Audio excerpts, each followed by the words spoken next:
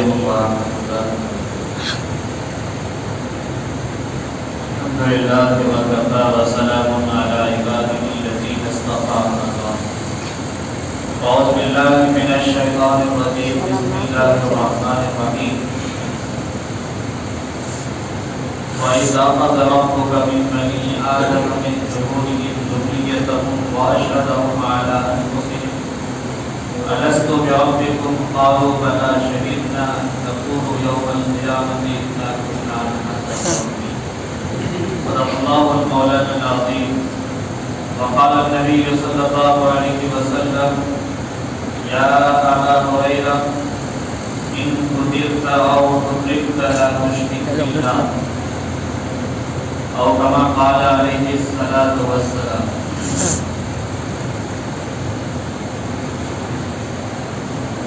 برادران اسلام،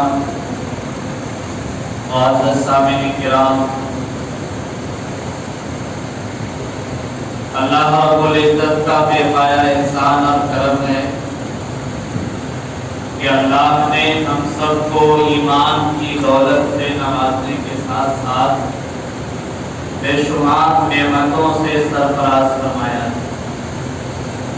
اسی نعمتوں میں سے ایک بڑی نعمت ہوا کی ہے،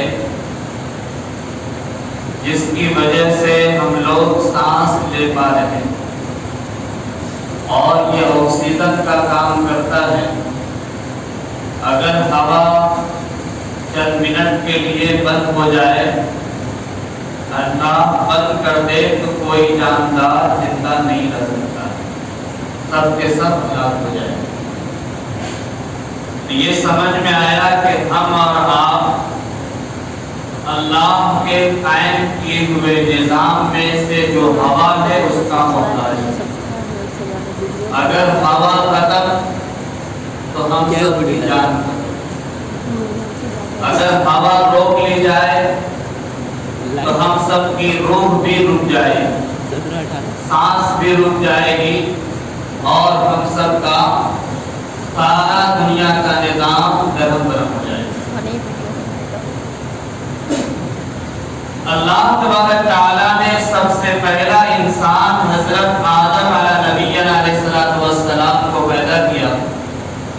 وَإِذْ أَخَذَ رَبُّكَ مِن بَنِي آدَمَ مِن ظُهُورِهِمْ ذُرِّيَّتَهُمْ، وہ قابل ذکر ہے جب تیرے رب نے آدم علیہ السلام کی اولادوں سے ذریات کو پیدا کیا، نکالا، اور ان سے یہ عہد لیا، یہ اقرار لیا کہ کیا ہم تمہارا رب نہیں ہیں؟ الست بربکم، کیا ہم تمہارا رب نہیں ہے، تمہارا پالنے والا نہیں ہے؟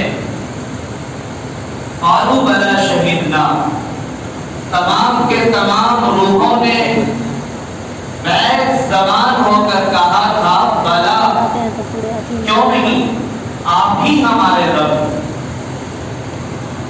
ان تقولوا یوم القیامت انا کنا عن ھذا غافلین، یہ سوال اللہ تعالیٰ اسی لیے کیے تھے تاکہ قیامت کے دن جب سارے لوگوں کو کھڑا کیا جائے گا، اور اس دن جو مجرم اور فاسق لوگ ہوں گے، جو اللہ کا انکار کر کے اللہ کے ساتھ شرک کر کے کھڑے ہوں گے، وہ یہ نہ کہہ سکے کہ اللہ تو نے جو ہمیں پیدا کیا اس سے پہلے بنی آدم کو تو نے نصیحت نہیں کی تھی، صحیح راستہ نہیں دکھایا تھا، ہم سے پہلے وہ گمراہ تھا، جب وہ گمراہ ہوا اس کے بعد ہم گمراہ ہوئے، اس لیے ہماری اس میں کوئی غلطی نہیں ہے، ہمیں عذاب نہ دیجیے۔ انا کنا عن ھذا غافلین، ہم غافل تھے تاکہ تم یہ نہ کر سکو کہ ہم غافل تھے، ہمیں کوئی بتایا نہیں تھا، ہم سے کوئی عہد اور اقرار نہیں لیا گیا تھا، اس لیے ہماری کوئی غلطی نہیں۔ اس شک اور شبہ سے بچنے کے لیے اللہ تبارک تعالیٰ نے عہد الست میں، عالم ارواح میں ہی یہ پوچھ لیا تھا، الست بربکم، کیا میں تمہارا رب نہیں ہوں؟ سب کے سب نے کیا اقرار کیا تھا؟ بلا، کیوں نہیں، شہدنا، ہم گواہی دیتے ہیں اس بات کی کہ آپ ہی ہمارا رب ہے. اور آگے اللہ تعالیٰ فرماتے ہیں تاکہ تم یہ نہ کہنے لگو کہ اللہ ہم تیرے ساتھ اس لیے شرک کر بیٹھے کہ ہم سے پہلے یعنی ہمارے باپ داداؤں نے شرک کیا تھا، تیری ذات اور تیری صفات میں شریک ٹھہرایا تھا، اس لیے ہم بھی اسی کے راہ پر چل پڑے، اسی کے طریقے پر ہم بھی چل دیے. تو وہ گمراہ تھا تو انہوں نے ہم کو گمراہ کیا، اس میں میری کوئی غلطی نہیں ہے. اس لیے اللہ تبارک تعالیٰ نے سوال کر لیا کہ تمہارا رب کون ہے، تاکہ تمہاری اولاد کا ہی فیصلہ کر دیا جائے اور اس کے بعد جو قیامت تک آنے والی نسل ہے ان سے بھی یہ عہد لے لیا جائے کہ جو تمہارے باپ داداؤں کا عہد تھا، اقرار تھا، وہی تمہارا بھی اقرار ہے. اور ان کا اقرار یہ تھا کہ اللہ کی ذات اور صفات میں تم کسی کو شریک نہیں کرو گے. اللہ تعالیٰ فرماتے ہیں ان اللہ لا یغفر ان یشرک بہ ویغفر ما دون ذلک لمن یشاء. اللہ بڑے سے بڑے گناہ کو معاف کر سکتا ہے، لیکن یہ پیشانی اللہ کے دربار کے سوا کسی اور دربار پر جھکا ہوگا تو اللہ اس کو کبھی معاف نہیں کرے. اگر کوئی اللہ کے علاوہ کسی اور دربار میں جا کر اولاد مانگا ہوگا تو اللہ اس کو کبھی معاف نہیں کرے گا، کیونکہ اللہ کی نظر میں سب سے بھاری گناہ، سب سے بڑا جرم جس کو جرم عظیم کہتے ہیں وہ ہے شرک کرنا. ان الشرک لظلم عظیم. شرک بہت بھاری گناہ ہے، بہت بڑا ظلم ہے. اس لیے شرک کی بخشش نہیں ہو پائے. قیامت کے دن شرک کی بخشش نہیں ہو پائے گی. اب اگر کسی نے اپنے جان پر ظلم کر چکا ہے قل یا عبادی الذین اسرفوا علی انفسہم لا تقنطوا من رحمت اللہ. آج ہمیں یہ معلوم ہوا کہ کسی دربار پر سر جھکانا یہ شرک ہے. آج ہمیں یہ معلوم ہوا کہ کسی چوکھٹ پر جا کر کسی مرے ہوئے، چاہے وہ اللہ کا ولی ہو، چاہے وہ انبیاء کرام ہو، چاہے وہ دنیا کی کوئی بھی ہو، اس قبر پر جا کر ہم نے اولاد مانگی تھی. ہمیں یہ آج معلوم ہوا کہ یہ مانگنا شرک ہے، کیونکہ اللہ کے نبی صلی اللہ علیہ وسلم نے فرمایا کہ بندہ کا گمان جس کے ساتھ جس درجے کا ہوتا ہے اللہ تعالیٰ اسی کے ذریعے سے وہ چیز اسے نواز دیتے ہیں. لیکن اعتقاد اور ایمان کو اپنا درست رکھنا ہے. اعتقاد اور اعتماد کو اپنا درست رکھنا ہے. ہو سکتا ہے کسی مٹی کے ڈھیر پر جا کر کے ہم کہیں کہ یہاں سے سب کو اولاد ملی ہے، ہمیں بھی مل جائے.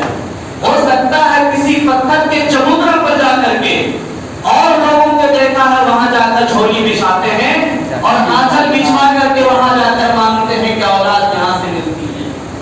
ہو سکتا ہے اللہ تعالیٰ اسی ذریعے سے ان کو دے دیا ہو، لیکن جس نے بھی مانا ہے وہ اللہ کے ساتھ ظلم کیا، وہ اللہ کے ساتھ ظلم کیا.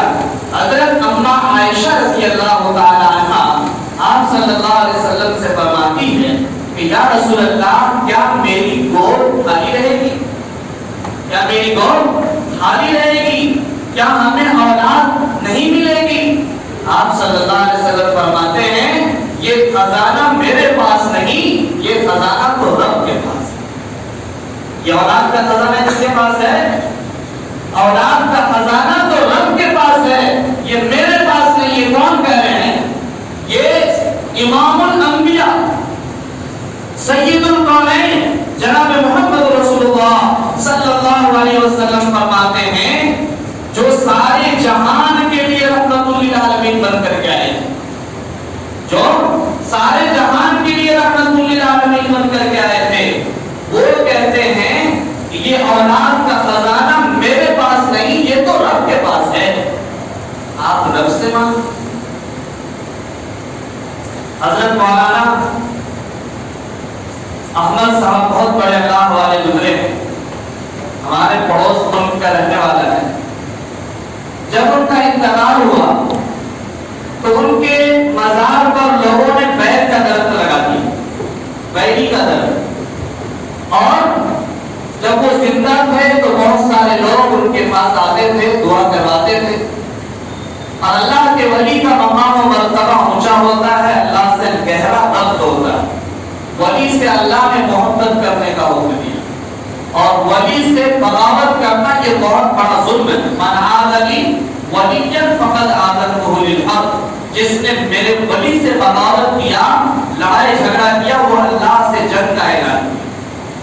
جس نے اللہ کے ولی سے بغاوت کیا وہ اللہ سے جنگ کا اعلان کیا۔ تو ولی کی عزت کرنا، ان کے پاس جا کر سبق لینا، اپنی رہنمائی کرنا، اپنی اصلاح کرنا، یہ بالکل درست ہے۔ تو جب تک وہ زندہ تھے مختلف لوگ ان کے پاس آتے تھے، اپنی ضروریات کے لیے، اپنی پریشانیوں کو دکھ درد کے لیے آتے تھے ان کے پاس، لیکن جب ان کا انتقال ہو گیا تو ان کے قبر کے اوپر ایک بیری کا درخت لگا دیا، اور وہ پیر بڑا بڑا پھل دینے لگا، وہ درخت بڑا بڑا پھل دینے لگا۔ جو عورت بانجھ ہوتی تھی ان کے اندر ایک عجیب و غریب تصور آ گیا کہ ان کے مزار پر ہم جائیں گے، آنچل بچھا کر کے تپسیا کریں گے، اور کوئی پیر اوپر سے میرے آنچل میں گر جائے گا تو ہم کو اولاد مل جائے گی، اور اللہ تعالیٰ ایسا کر بھی دیا۔ ایک زمانہ تک ایسا ہوتا رہا، اوپر سے پیر گرتا تھا، وہ سمجھتی کہ وہ ہم امر ہو گئے، اب مجھے اولاد مل جائے گی، اور اللہ تعالیٰ سنجوگ سے اولاد دے بھی دیتے تھے۔ لیکن یہ حضرت اللہ کے ولی ہونے کے ساتھ ساتھ ان کی شادی میں زوجیت میں 2 بیویاں آئیں، ان کی زوجیت میں 2 بیویاں آئیں، لیکن دونوں سے ایک بھی اولاد نہیں، دونوں سے ایک بھی اولاد نہیں۔ تو جو ان کی قبر پر آ کر اپنے آنچل کو پھیلاتے ہیں اور بیری کے گرنے کا انتظار کرتے ہیں کہ ہمیں اولاد مل جائے گی، اگر حقیقت میں اولاد کی دولت ان کے ہاتھ میں ہوتا تو سب سے پہلے اپنی بیوی کو وہ اولاد دیتے، سب سے پہلے اپنی بیوی کو وہ اولاد دیتے۔ یہ مشاہدہ ہے، یہ دیکھنے کو ملا ہے۔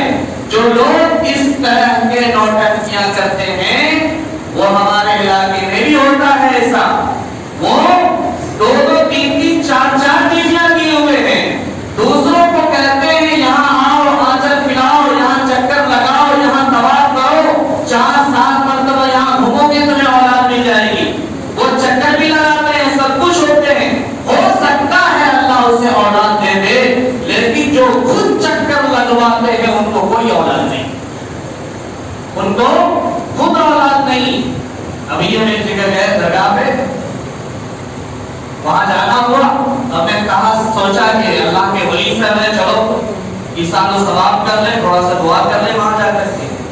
وہاں گئے، وہ اندر میں جانے کے بعد دیکھا کہ کونا پر ایک موٹی سی لاٹھی رکھی ہوئی ہے، اور اس لاٹھی کے اندر اوپر سے لے کر نیچے تک ہر کلر کا دھاگا باندھے ہوا، ہر کلر کا دھاگا باندھے ہوا، اور ایک خاص موقع ہوتا ہے، اسی میں سے وہ دھاگا توڑ توڑ کر کاٹ کاٹ کر کے جب ہمارے نوجوان جاتے ہیں وہاں پہ تو ان کے ہاتھوں میں باندھ دیا جاتا ہے، ان کے ہاتھوں میں باندھ دیا جاتا ہے۔ ایسے ہی آپ گھومیں گے راستوں پہ تو دیکھیں گے کہیں کہیں درخت ہوتا، پیپل کا درخت یا اور بھی کوئی درخت ہوتا، بہت پرانا ہوتا ہے، جہاں جل چڑھایا جاتا ہے، وہاں آپ دیکھیں گے اپنی اپنی خواہش اور اپنے اپنے ارمان لے کر کے لوگ آتے ہیں، اور اس میں 7 چکر یا 11 چکر دھاگا لپیٹتے ہیں اس میں، اور اس میں سے بچ جاتا ہے، اس کو ہاتھ میں یا گلا میں لگا دیا جاتا ہے۔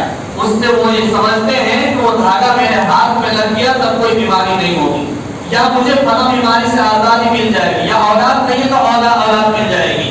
تو میں آپ سے پوچھنا چاہتا ہوں، یہ درخت میں لگا دینا دھاگا اور وہ جو بازار کے پاس رکھی ہوئی لاٹھی ہے اس میں جا کر کے باندھ دینا، دونوں میں کیا فرق ہے؟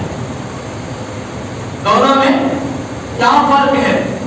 اسی طرح سے جو لوگ اللہ کے علاوہ غیر اللہ کے سامنے سجدہ کرتے ہیں، غیر اللہ کے سامنے چومتے ہیں، اور ان کے سامنے پیشانی جھکا کر کے ایک بار نہیں 7 مرتبہ پیشانی جھکا کر کے ان کے دربار میں پہنچتے ہیں اور وہاں جا کر کے نہ جانے کیا کیا خرافات کرتے ہیں. ہمارے اللہ کے ولی سے ایسی کوئی چیز ثابت نہیں. اللہ کے ولی سے جو خود وہاں دفن ہے، چاہے خواجہ معین الدین چشتی رحمۃ اللہ علیہ ہو، مولانا عبد القادر جیلانی رحمۃ اللہ علیہ ہو، یہ لوگ بہت بڑے بڑے اللہ کے ولی، ان کی وجہ سے ہندوستان میں دین پھیلا ہے اور یہ بہت بڑے اللہ کے ولی تھے. ان کی موجودگی میں کوئی تماشا نہیں ہوتا تھا، لیکن جب وہ دنیا سے چلے گئے تو ان کے مزار پر بہت سارا قسم کا تماشا ہوتا ہے، سب کچھ ہوتا ہے. اور ایسے ایسے خرافات ہوتے ہیں جہاں سے ایمان کو بچا کر کے واپس لانا بڑا مشکل، بڑا مشکل. کئی کئی دربار سے گزرنا پڑتا ہے اور ہر جگہ پیشانی جھکانا پڑتا ہے، کہیں بوسہ لینا پڑتا ہے، کہیں سجدہ کرنا پڑتا ہے. اللہ کے نبی جناب محمد رسول اللہ صلی اللہ علیہ وسلم نے ابتدائے دور میں فرمایا تھا، اے صحابہ کی جماعت، قبرستان پہ نہ جایا کرو، کیونکہ پہلے لوگ اپنے قبر کو سجدہ گاہ بنانے کی وجہ سے وہ لوگ گمراہ ہو گئے، تم بھی کہیں گمراہ نہ ہو جانا. اور اس کے بعد جب آخر کا دور آیا، جب ایمان سینے میں راسخ ہو گیا، تو آپ نے فرمایا کہ قبروں کی زیارت کیا کرو، اس سے تمہارے ایمان تازہ ہوگا اور موت کی یاد تازہ ہوگا. اس لیے قبروں کی زیارت کیا کرو، احسان ثواب کیا کرو. تو ابتدائی دور کا حکم کچھ اور ہے اور اخیر کے دور کا حکم آپ کا کچھ اور ہے. یہ دونوں چیز گواہی ہے اس بات کی، دونوں چیز گواہی ہے اس بات کی کہ سجدہ اور قبر کا سجدہ کسی بھی طور پر جائز نہیں ہے. اللہ کے نبی صلی اللہ علیہ وسلم نے فرمایا کہ اللہ کے بعد کسی ہستی کے سامنے سجدہ کرنے کی اجازت ہوتی تو میں بیویوں کو حکم دیتا کہ وہ شوہر کے سامنے سجدہ، بیویوں کو حکم دیتا کہ وہ شوہر کے سامنے سجدہ کرے، کیونکہ شوہر کی بیوی کے اوپر جتنی بڑی قربانیاں ہوتی ہے، دھوپ میں، برسات میں، اور شہر چھوڑ کر دوسرے شہر کمانے کے لیے، حلال روزی اکٹھا کرنے کے لیے کیسی کیسی مشقتیں برداشت کرتے ہیں. وہ ان کی سہولت کے لیے، ان کے چھپر کے لیے شوہر ہر چیز قربان کر دیتے ہیں، اپنی پریشانیوں کو پریشانی نہ سمجھتے ہیں. اس لیے آپ نے فرمایا اللہ کے بعد کسی ہستی کے سامنے سجدہ کرنے کی اجازت ہوتی تو اللہ اجازت دیتا کہ بیوی اپنے شوہر کے سامنے سجدہ کرے، لیکن اللہ نے سجدہ کو حرام کرا دیا. اللہ نے سجدہ کو حرام کرا دیا. دوسرے ادیان کے اندر، دوسری قوم کے اندر تعظیمی سجدہ کرنے کی اجازت تو تھی. جیسے یوسف علیہ السلام کے سامنے ان کے والد اور ان کے 10 بھائی سارے کے سارے آ کر کے جب وہ تخت پر بیٹھ چکے تھے ان کے سامنے سجدہ کیا تھا. وہ سجدہ تعظیمی کی عزت کا سجدہ تھا، بادشاہ کے سامنے سجدہ کیا تھا.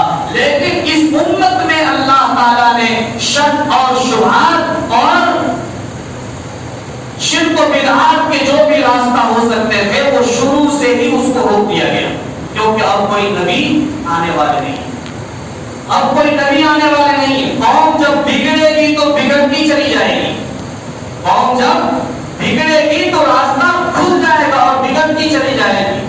اور جب قوم بگڑے گی تو اللہ کا عذاب آئے گا، اللہ کا عذاب آئے گا. اسی لیے شرک سے منع کیا گیا ہے. اللہ کے علاوہ کسی کے سامنے سجدہ کرنے کی اجازت مسلمان کو نہیں. اللہ تعالیٰ نے قرآن کے اندر فرمایا قل هو اللہ احد، اے نبی آپ کہہ دیجئے اللہ ایک ہے. اللہ کی ذات اور اللہ کی صفات میں کوئی شریک نہیں، نہ اللہ کی ذات میں اور نہ اللہ کے صفات میں کوئی شریک نہیں. اللہ الصمد، اے نبی آپ کہہ دیجئے اللہ بے نیاز ہے. ساری دنیا اللہ کا محتاج اور اللہ کسی کا محتاج نہیں، اللہ کسی کا محتاج نہیں. ہم اللہ کے سامنے سجدہ کریں، عبادت کریں تو اللہ کے خزانے میں کچھ بڑھنے والا نہیں. سارا انسان اللہ کو سجدہ کرنا چھوڑ دے، عبادت چھوڑ دے، اللہ کے خزانے میں سے ایک قطرہ پانی بھی گھٹنے والا نہیں. اللہ کسی کا محتاج نہیں ہے اور ساری مخلوق اللہ کا محتاج ہے. اللہ الصمد لم یلد ولم یولد،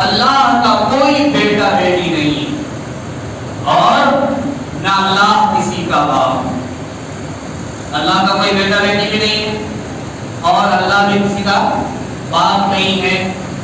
تو جس طرح سے دنیا میں اللہ تعالیٰ نے توالد و تناسل کا سلسلہ قائم کیا ہے، دنیا کو بڑھانے کے لیے بیٹا بیٹی کو جنم دیا ہے ماں باپ کے ذریعے سے، اللہ تعالیٰ بغیر ماں باپ کے بھی اولاد پیدا کرنے پر قادر ہے. بغیر ماں باپ کے بھی اولاد پیدا کرنے پر اللہ قادر ہے. آدم علیہ السلام کا کوئی ماں باپ ہے نہیں، آدم علیہ السلام کو کوئی ماں باپ نہیں. عیسیٰ علیہ السلام کا باپ ہے نہیں. اللہ تعالیٰ نے عیسیٰ علیہ السلام کو بغیر باپ کا پیدا کیا. تو اللہ ہر چیز پر قادر ہے. وَلَمْ يَكُنْ لَهُ كُفُوًا أَحَدٌ. اللہ کا کوئی ہمسر نہیں ہے. لَيْسَ كَمِثْلِهِ شَيْءٌ. اللہ کا کوئی مثال نہیں. اللہ کا کوئی مثال نہیں.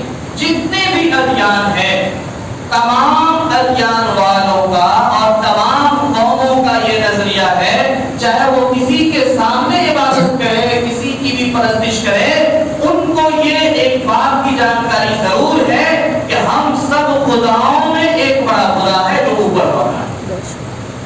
وَإِذَا رَكِبُوا فِي الْفُلْكِ دَعَوُا اللَّهَ مُخْلِصِينَ لَهُ الدِّينَ.